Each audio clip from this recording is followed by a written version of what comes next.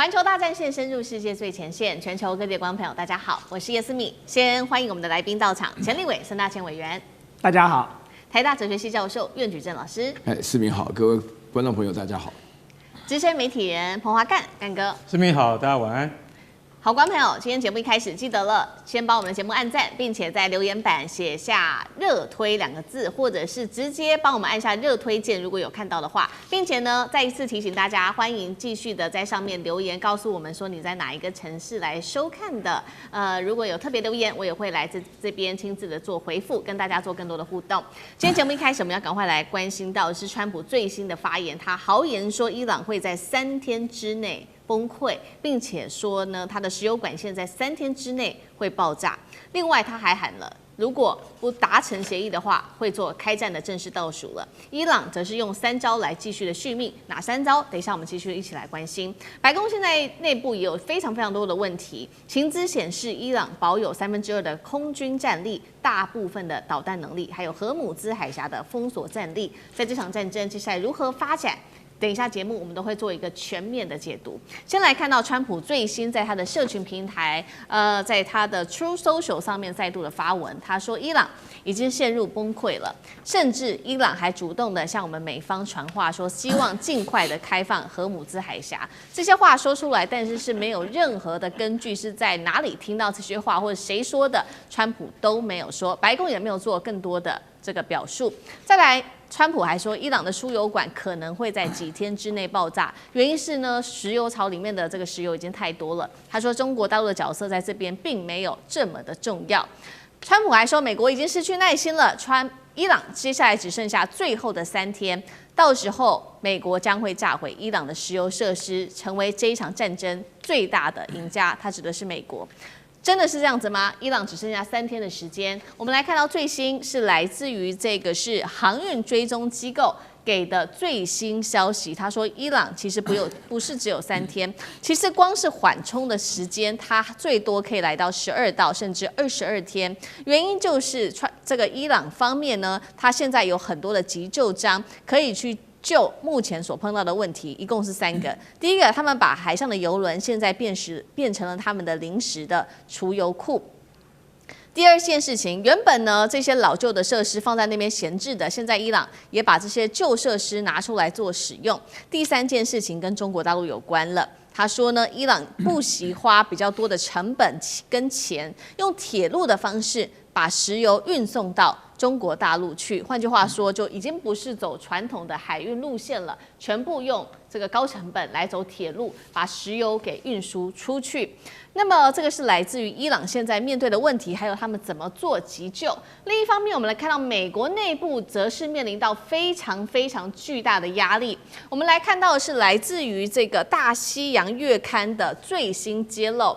他说，川普现在面临的压力是五角大厦内部没有向川普透露整体战争的全貌，而且国防部还被质疑在这个战争期间不断的误导川普，给了他错误的情资。再来，还有前官员是直接开轰了。他说，战争部长赫格塞斯他极力的迎合总统，甚至呢，他用的就是他的电视经验，让他非常懂得怎么样跟川普说话，而且他说的话都是川普想要听的话。他说，我认为这样很危险。再来就是特别指到赫格塞斯其实有很大的政治野心，未来他可能会想要投入在总统的选战当中。换句话说，一切都是为了自己的政治生涯。确实，我们来看到赫格塞斯是怎么讲的。他说，美国的武器到现在还是很储备足够，而且呢，经过8周的战斗，伊朗军队承受的损失十分的惨重。但是我们来看到副总统范斯完全不是这么认为的。私底下根据于媒体报道，他向这些媒体做了一个透露说，他认为他很担心的是美国的导弹库存正在见底当中，而且他认为大幅的削减这些弹药储备的后果将会是不堪设想的。情报机构也直接打脸目前的战果。有关于伊朗，这个赫格塞斯说已经损失惨重，但是情报显示伊朗还有2/3的空军战力，大部分的导弹能力，甚至还有能耐继续靠着这些快艇跟布雷来封锁荷姆兹海峡，而这些的能耐都是最致命的。至于美国的内部，华盛顿的智库战略国际研究中心特别讲到说，有4大的关键弹药现在已经消耗，甚至是过半了。这当中包括了防御用的拦截器、战斧巡弋导弹、联合空对地的防区外导弹等等，都是这种进攻性的武器。如果再持续的削弱下去，那么美国接下来应对其他场冲突的能力就会大幅的降低。最后一件事情是，民主党现在准备要针对川普提告了，因为这一场战争已经逼近了60天的全线红线了。再来看到外部，川普又面临哪一些压力呢？盟友，我们来看到德国总理梅尔茨最新持续的酸川普，他说伊朗根本在玩一套超级高段位的不谈判策略，把美国官员耍得团团转，而美国现在内部正在被伊朗跟革命卫队给持续羞辱。今天节目一开始，我们要特别请教委员怎么看川普高喊的伊朗3天之内会崩溃，但是我们现在看到伊朗的3大招。针对石油，他说海上油轮它有这个储油设施、重启闲置的这些设施，还有靠铁路运送石油给中国等等3招，到底这场对抗是谁在误判情势？委员怎么看？对啊，川普说，如果伊朗再不开放荷姆兹海峡，他3天后就要去炸毁伊朗的这个石油开采的这些相关的设施哦。其实川普讲这句话的时候，大概全世界没有一个人会信他的。那么全球的油价跟股价大概也不会有太大的波动，因为大家就知道时间到了之后呢，川普又再找另外一个理由告诉大家说为什么又不炸了哦，再给这个伊朗另外一次机会。这就是川普最喜欢玩的一个手法哦。这个美国的媒体曾经统计过，川普最厉害的是在1小时之内可以有7套不同的说法，就1小时可以变7遍哦。我觉得他真的是好厉害，就川普不去演川剧的变脸，真的就是可惜了，因为他这个脸变得比什么都快。对，他1小时可以变7次哎，所以基本上讲这个什么3天后要炸毁伊朗什么储油设施，大家听听就算了哦。那么你说国际组织现在评估说伊朗只能够撑12天，其实我得到的一些相关的资料，伊朗大概可以至少撑60天。它除了我们现在讲的这3个用海上油轮储油，把海上的油轮变成它的浮动仓储之外，它可以这个开启闲置的设施，让这些设施能够重新的运用。然后当然甚至包含用铁路去把这个石油经过中欧班列就是经过哈萨克、土库曼，然后到中国大陆去。但当然我们也算过就是如果你用一列这个铁路送过去的油量大概也就是20-30万桶。可是，一艘油轮出去的时候是200万桶，所以你说光靠铁路去把油能够稍微的这个全面的输送出去，可能性当然不高，但是它绝对有这个暂时延缓的效果，就是你毕竟就是慢慢的把这个压力不断的用各种方法释放。除了这3个以外，它还有2个这个现在正在这个操作的方式。第一个，它改变它现在现有炼油厂的作业流程，它加速炼油厂的这个作业，让原本在储油槽中的石油尽快变成这个加工品那么用炼油厂的方式来消化这些东西，然后再把这些原料送出去那么第二个，他在做的是什么呢？他在做的是他考虑要关闭一部分将来维修成本比较低的油田。也就是说，没关系，我先把它关闭了，我将来再重新开启。可是我付出的成本跟代价比较低，那我现在就暂时先把它关闭掉。所以伊朗评估，在这个5种方法的操作之下，它可以撑60天。那故事就来了，伊朗可以撑60天，美国跟全世界能撑60天吗？就川普现在口口声声说要伊朗开放荷姆兹海峡，他自己难道忘了吗？就封锁他的封锁，川普你也在封锁就你也是其中一道封锁荷姆兹海峡的外国势力。就你叫里头那个开放，你自己不开放有个屁用呢？所以基本上来说，现在是2道封锁。那我的好奇点就是在于说，美国跟全世界能够撑60天吗？川普能够撑60天吗？川普马上就要面临5月1日战争授权法在国会的挑战了，川普马上就要面临民主党提出各种的这个究责了，甚至川普马上就要面临到今年的期中选举了。那么以色列撑得住吗？以色列的纳坦雅胡现在面临了在野党的结盟，马上要在今年10月大选要把它拉下来。那全世界撑得住吗？各位，今天荷姆兹海峡所封锁的不是只有石油还有氮肥所以我们现在看到的是能源危机，看到的是这个粮食危机。我们在这个节目曾经讨论过，还有另外一个更大的核弹没有爆海底还有7条电缆对，那7条电缆只要切断了，那就是 AI 产业的末日了，那就是全球金融业的危机了。所以这些东西，伊朗根本还连端上台面都没端上来。你说切断海底电缆很难吗？一点都不难美国、英国当时是怎么把那个北溪2号给炸掉的？那么这易如反掌啊！你可以在那里搞北溪2号，我何尝不能够在这里把电缆切断呢？所以坦白讲哦，看谁撑不住嘞，就看谁现在最像热锅上的蚂蚁，看谁现在话最多。显然不是伊朗嘛，伊朗可以2进2出、3进3出、8进8出，伊朗一点这个急迫感都没有，也没有任何的违和感，反而是现在川普想尽各种办法，不断的在放话，因为川普自己知道他惨了，他进入了一个没有出口的战争啊。好，所以说伊朗可以撑60天，那美国能不能撑60天？我们继续来看，因为刚刚特别讲了嘛，美国的智库内部已经示警说，它的这个弹耗已经消耗过半了，甚至呢，范斯我们刚刚讲，他很担心的是弹药的库存已经见底了，会影响到之后任何他去美国要去打任何一场仗都会受到影响。但是一方面，我们刚刚看到了赫格塞斯持续的不断强调说，伊朗已经被打到很惨啊，美国很强等等，一直给一些错误的情。接下来如何看？是不是在透支下一场战争了？在这场美伊战争当中，岳老师怎么看？这个美国现在你在做判断的时候啊，在这个整个这个川普的内阁当中啊，就是拍川普马屁的赫格塞斯啊，是跟着川普讲的一样，像我们委员讲的，就是跟着说谎，就没办法，为了要升官发财，就必须要这样子说谎。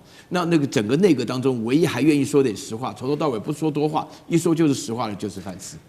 所以大家要了解，因为现在的话呢，其实我现在在这边讲啊，就为什么美国打一个战争，怎么弹药怎么消耗的这么快啊？